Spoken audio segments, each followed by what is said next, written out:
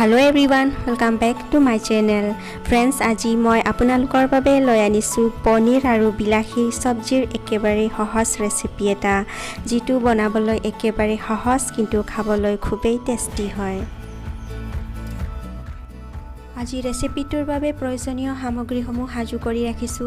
Medium সাইজৰ 5টা বিলাহী, 2টা পিয়াজ, এটুকুৰা আদা, কেইফুটামান নহৰু, কেইটামান শুকান জলকীয়া, 3টা ইলাইচি আৰু সৰু টুকুৰা এটা দালচেনি।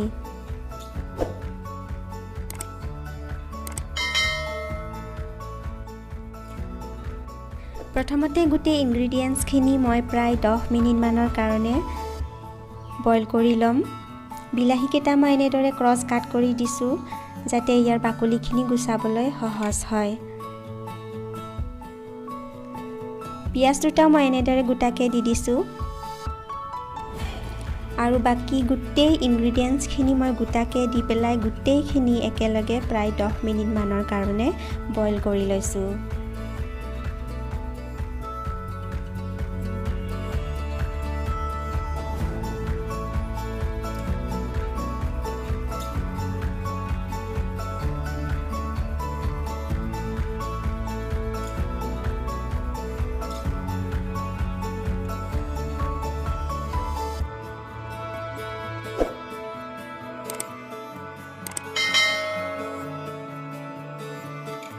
বিলাহীখিনিৰ সৈতে গোটেই ইনগ্ৰেডিয়েন্টছখিনি বইল হোৱালৈকে পনীৰখিনি মই প্ৰিপেয়াৰ কৰি লৈছো।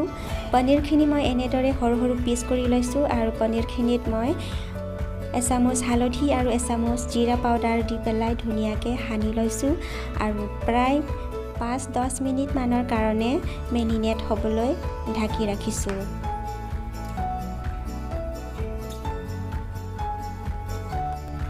আনফালে মোৰ বিলাহীখিনিৰ সৈতে গোটেই ইনগ্ৰেডিয়েন্টছখিনি বইল হৈ গ'ল, গতিকে গেছটো মই এতিয়া অফ কৰি দিছো আৰু সাইডত ৰাখি ঠাণ্ডা হ'বলৈ ৰাখি থৈছো। মেৰিনেট হ'বলৈ থৈ দিয়া পনীৰখিনি মই প্ৰায় 2-3 মিনিট মানৰ কাৰণে ফ্ৰাই কৰি লৈছো।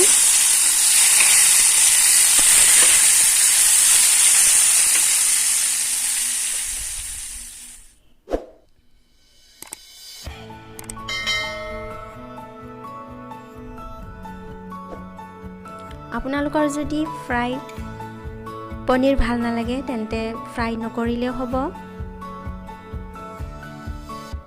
পনীৰখিনি অলপ লাগি ধৰিছে। আপোনালোকে ইচ্ছা কৰিলে নন ষ্টিকি পেন ইউজ কৰিব পাৰিব। মই কিন্তু পৰাপক্ষত ইউজ নকৰোঁ কাৰণ নন ষ্টিকি বাচন বৰ্তনৰ কোটিংটো আমাৰ স্বাস্থ্যৰ বাবে বৰ বেছি ভাল নহয়, গতিকে পৰাপক্ষত মই ইউজ নকৰোঁ। পনীৰখিনি এতিয়া ফ্ৰাই হৈ পেলাই ৰেডি হৈ গ'ল।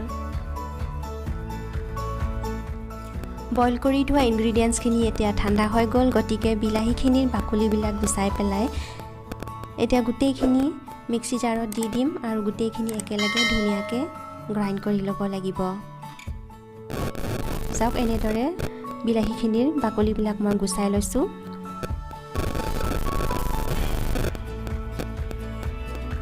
আৰু গোটেইখিনি একেলগে ধুনীয়াকৈ গ্ৰাইণ্ড কৰি ল'ব লাগিব।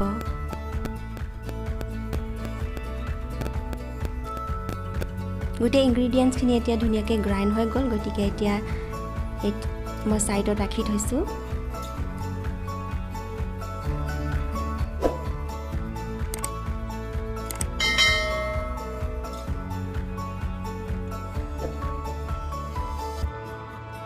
এতিয়াহে একেখন কেৰাহীতে মই অলপ মিঠাতেল লৈ লৈছোঁ, প্ৰায় 3 টিস্পুনমান হ'ব।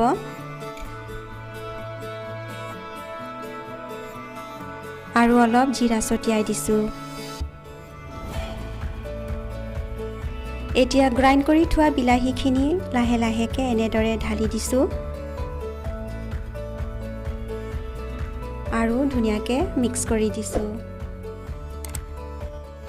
সবজিখিনি উতলাৰ লগে লগে এতিয়া ফ্ৰাই কৰি থোৱা পনীৰখিনি এনেদৰে দি দিছোঁ।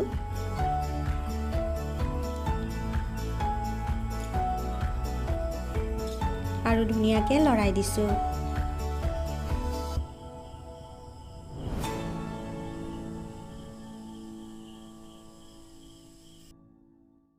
ৰেচিপিটো আৰু বেছি ইণ্টাৰেষ্টিং আৰু টেষ্টি কৰিবলৈ এতিয়া মছলাৰ প্ৰিপাৰেশ্যন কৰিব লাগিব তাৰ বাবে মই অলপ দৈ লৈ লৈছোঁ আৰু নিজৰ সোৱাদ অনুযায়ী আধা চামুচ নিমখ দিছোঁ এচামুচ জিৰা পাউডাৰ দিছোঁ এচামুচ ধনিয়া পাউডাৰ দিছোঁ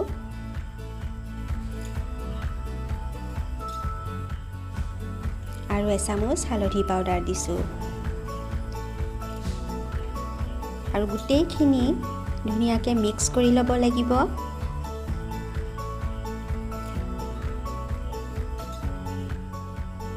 গোটেই মছলাখিনি ধুনীয়াকৈ মিক্স হৈ গ'ল গতিকে এতিয়া এই মছলাখিনি এতিয়া মই উতলি থকা চব্জিখিনিত দি দিম মছলাখিনি এনেদৰে মই ঢালি দিলোঁ আৰু ধুনীয়াকৈ লৰাই দিছোঁ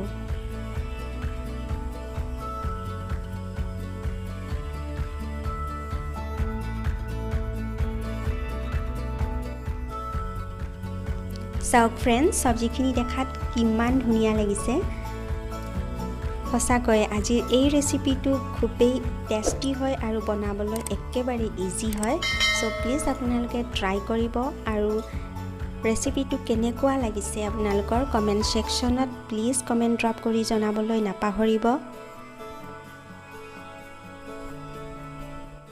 তো ফ্ৰেণ্ডছ আজি মোৰ পনীৰ আৰু বিলাহীৰ চব্জি সাৰ্ভ কৰিবলৈ ৰেডি হৈ গ'ল গতিকে মই এনেদৰে বাউল এটাত উলিয়াই লৈছোঁ ৰেচিপিটো যদি আপোনালোকৰ ভাল লাগিছে প্লিজ লাইক কৰিব শ্বেয়াৰ কৰিব আৰু কমেণ্ট ড্ৰপ কৰিবলৈ নাপাহৰিব আৰু প্লিজ লগতে চেনেলটো ছাবস্ক্ৰাইব কৰি দিব ভিডিঅ'টো শেষলৈকে চাই থকাৰ বাবে থেংক ইউ ফৰ ৱাচিং